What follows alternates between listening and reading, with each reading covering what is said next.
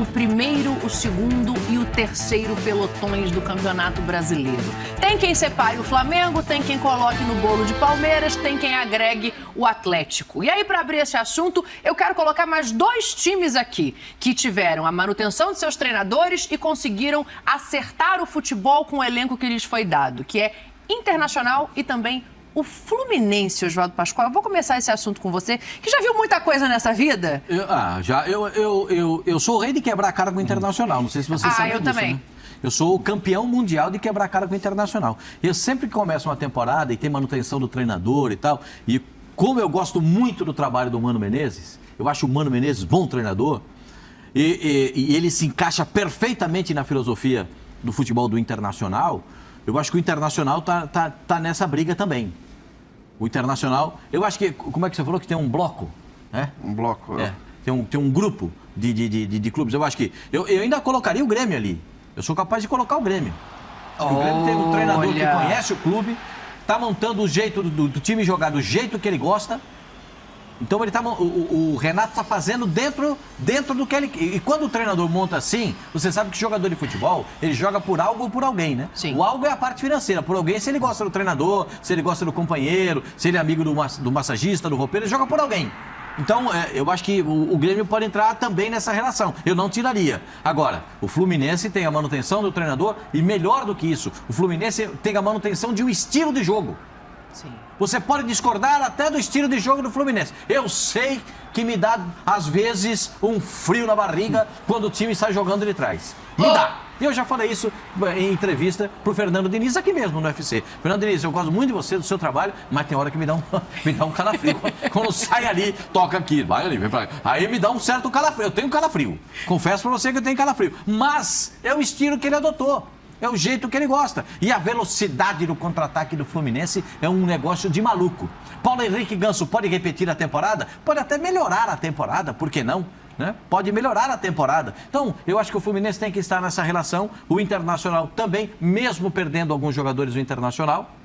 Mas reconheço que o treinador do Internacional é muito competente, tem um estilo de jogo que agrada o torcedor do Internacional e é muito parecido com o que pensa o clube. Então, eu acho que Inter, Fluminense, Atlético Mineiro, Corinthians, Palmeiras, Grêmio, eu vou começar a fazer um pacote. Eu tô achando que ele tá me enrolando. Você acha? Eu achei que ele deu Mas eu uma só não enrolada falei em mim um. aqui. Você viu que só não Porque falei eu tô querendo dividir os pelotões. Ele colocou um bolo, deu uma ludibriada. Um só que eu não falei. Eu não falei. Qual? O Flamengo. Pra você, esse tá separado. Não, porque o Flamengo, eu vou contar pra você agora a minha tese. O Flamengo é o seguinte, ó. O Flamengo, se ele for jogar o campeonato francês, ele vai brigar com o Paris Saint-Germain. Ó, que tem gente esperando o Flamengo jogar Champions, hein? Eu vou falar pra você, se o Flamengo jogar o campeonato francês, ele vai brigar com o Paris Saint-Germain. Se o Flamengo jogar... Bom, na América do Sul, não tem elenco melhor, nem parecido com o do Flamengo. Na América do Sul. O River Plate, não tem. O Boca, não tem. Eu estou falando dos dois maiores. O Nacional, o Peñarol. Estou falando de times multicampeões de Libertadores da América, história, coisa maravilhosa. E eles são maravilhosos. Mas hoje não é páreo para o Flamengo. O jogo é outra coisa. Vai jogar e tal, vai ver o que vai acontecer. É jogo de futebol. Agora o elenco, na Espanha, o Flamengo ia brigar terceiro, quarto ali. Os dois primeiros não dá, né? Mas ia brigar ali com o Atlético de Madrid, coisa, Atlético de Madrid. Mas um jogo só, assim, de repente, com o Real Madrid. Aí dá pra competir. Um jogo só. Eu só não espero me decepcionar. Porque eu já me decepcionei muito. Talvez a minha maior decepção tenha sido com o Grêmio. O trabalho que o Grêmio fez, a forma que o Grêmio foi campeão e como chegou para disputar, e foi contra o Real Madrid, né? A primeira bola disputada, o zagueiro do Grêmio sai para dar um bico no tendão daqueles do Cristiano Ronaldo. 0 de jogo. Aí, pra que vai cutucar o cara, gente? Pra que vai, sabe, irritar o sujeito? Aí acabou o jogo, né? Então, assim, a minha decepção, essa foi uma decepção grande. O Flamengo decepcionou também, porque eu esperava o Flamengo. Contra o Liverpool. Não teve jogo? Teve. Ué, não foi Mangaba, chegou lá e resolveu o jogo. Não foi assim. Teve jogo, foi na prorrogação que o Flamengo perdeu. Então, eu acho que o Flamengo vai jogar, mas é duro, hein? Vou confessar pra vocês aqui. O Benzema Vamos guardar esse Mundial para depois. Eu quero saber se vocês concordam com o Pascoal, que o Flamengo está lá na frente e que o restante está no mesmo lugar do futebol brasileiro. Eu colocaria alguns um pouco mais para baixo. Acho que o Grêmio, por estar voltando da Série B agora, eu colocaria um passo atrás. O Corinthians, eu não consigo achar razões para juntar com Atlético e Palmeiras. É que eu acho que o Corinthians é competitivo, né?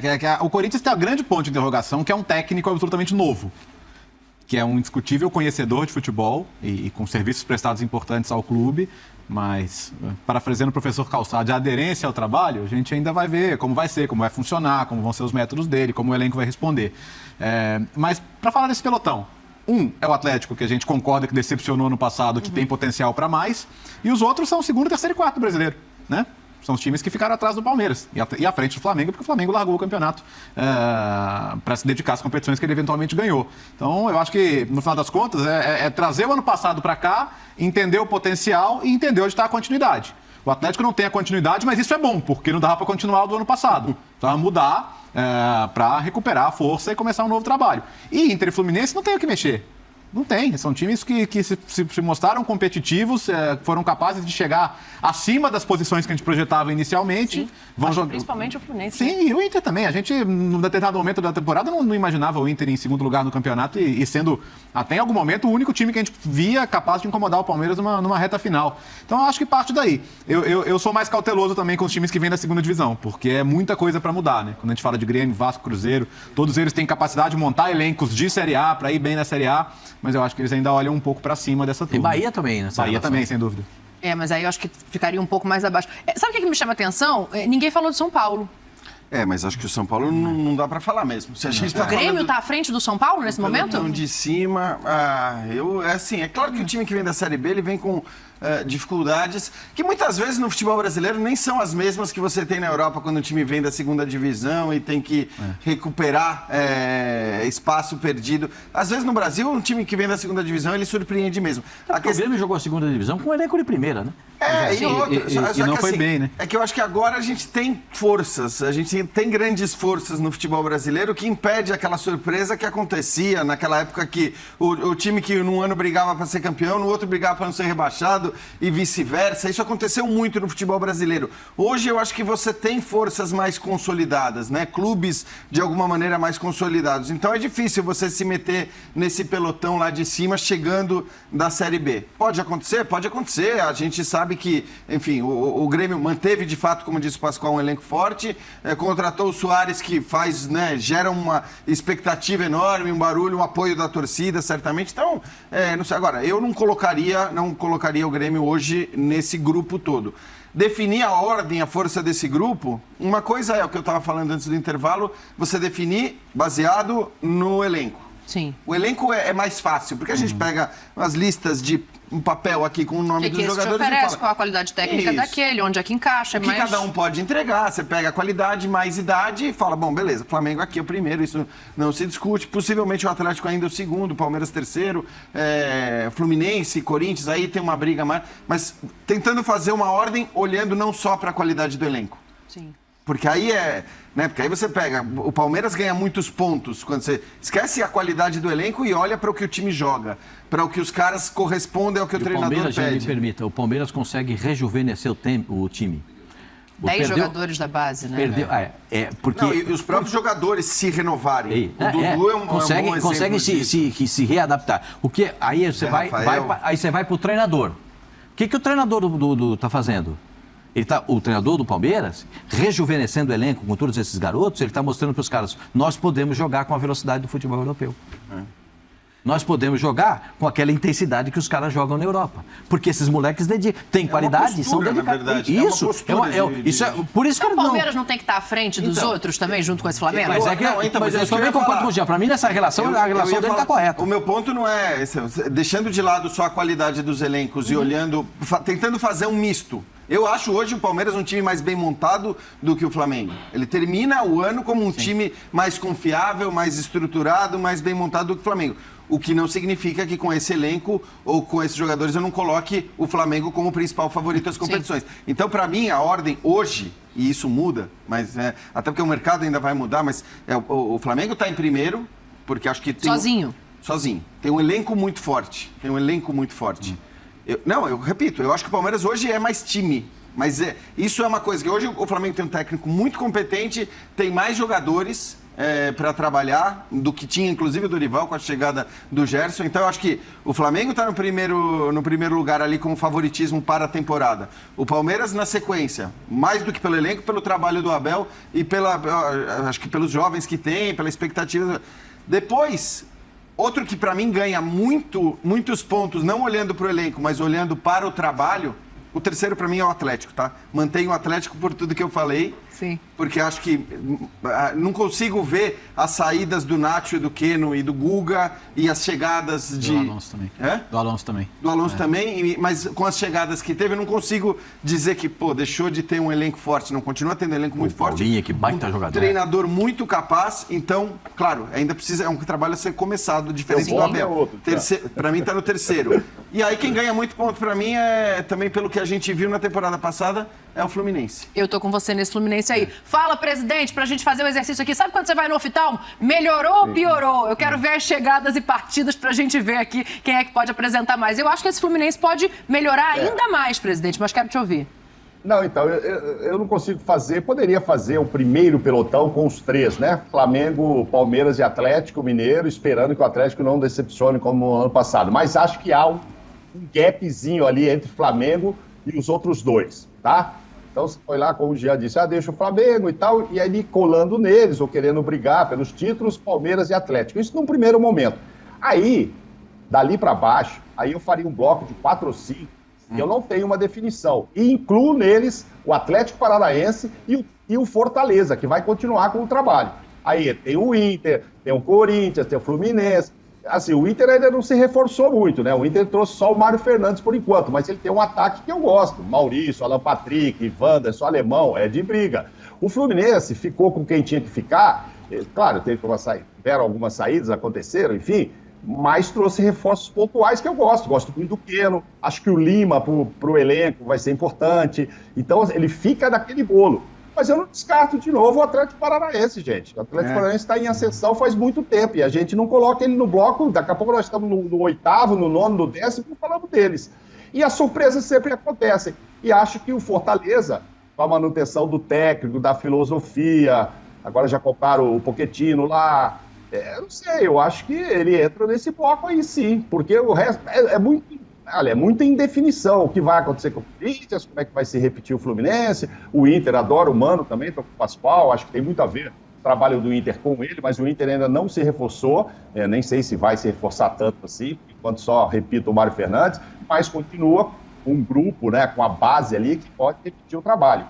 Mas nós temos outros concorrentes. Então, assim, tirando os três, que já era, no ano passado já era isso, só o Atlético é que decepcionou muito, porque pelo elenco que tem, e volta a ter, mas só que o ano passado também tinha um excelente elenco, né? E aí decepcionou. Então, volto a dizer, precisa dar, como é que é aí, que diz o Calçade? Aderência ao trabalho.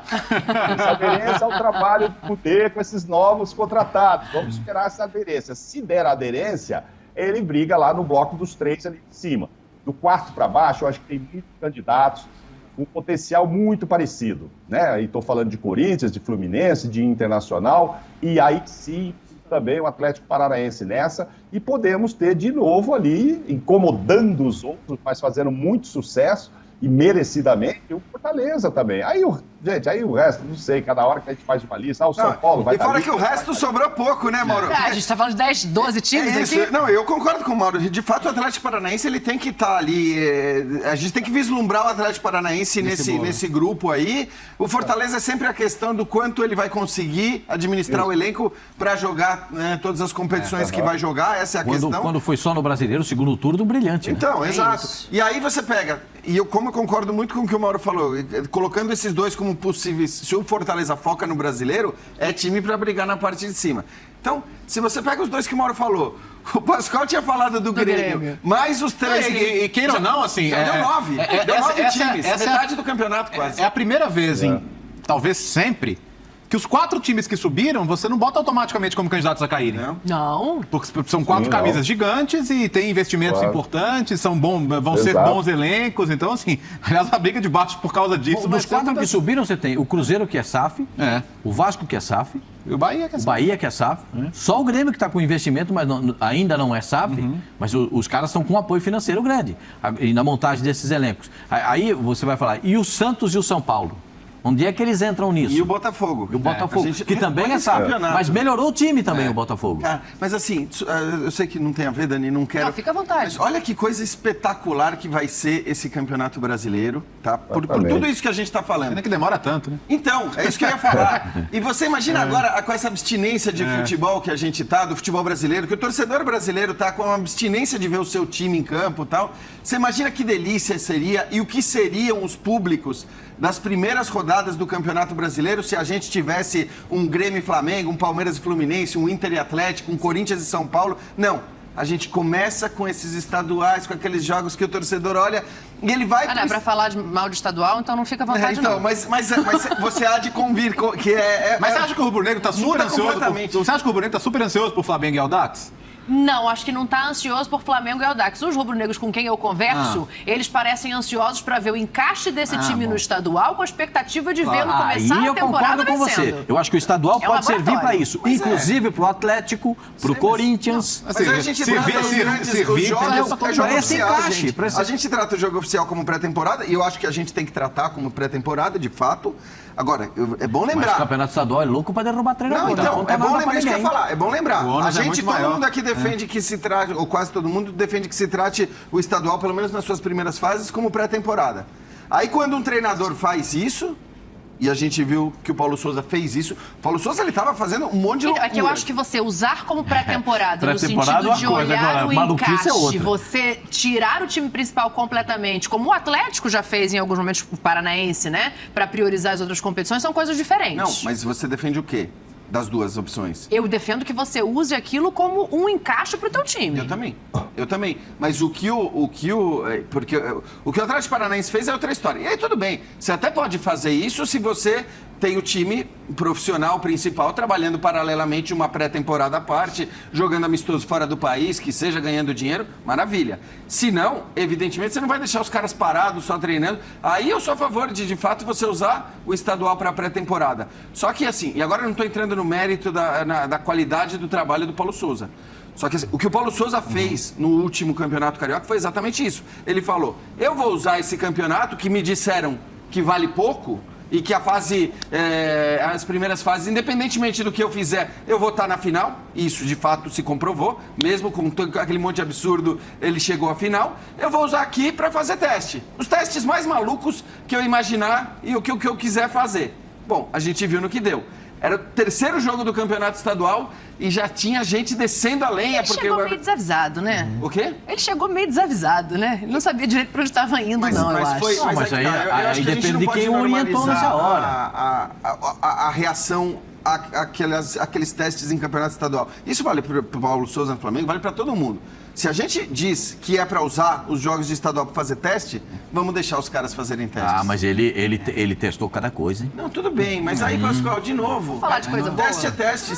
Mas aí ia reclamar se ele fizesse teste mas aí nesses treino. Testes você vai minando a paciência do torcedor. Então, mas é disso e que eu tô aí falando. o torcedor começa a virar o nariz pro técnico. Então, aí ele bota o Everton Ribeiro de lateral. Jogador, aí bota o lateral esquerdo, Everton Ribeiro de lateral. Aí começa a né? É um problema cultural de virar o nariz. Então, mas aí o time não produz. Aí vai jogar com o Fluminense, o Fluminense vem no Flamengo. Se tem um time que dá no Flamengo, é o Fluminense. Não, tudo bem, mas a final é outra história. Eu acho que a final é outra história. A final você tem teste em final. Não tem teste em final. Claro. Ainda mais no Fla-Flu. Aí não tem teste. Você tem que pôr o melhor time, os melhores jogadores na posição que eles rendem mais. Mas ficar reclamando da escalação do time que enfrentou lá.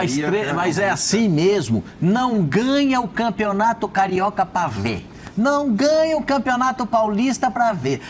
O Cruzeiro foi campeão. O Cruzeiro campeão mineiro. O Cruzeiro acabou de subir da Série B, como é que pode ser campeão mineiro?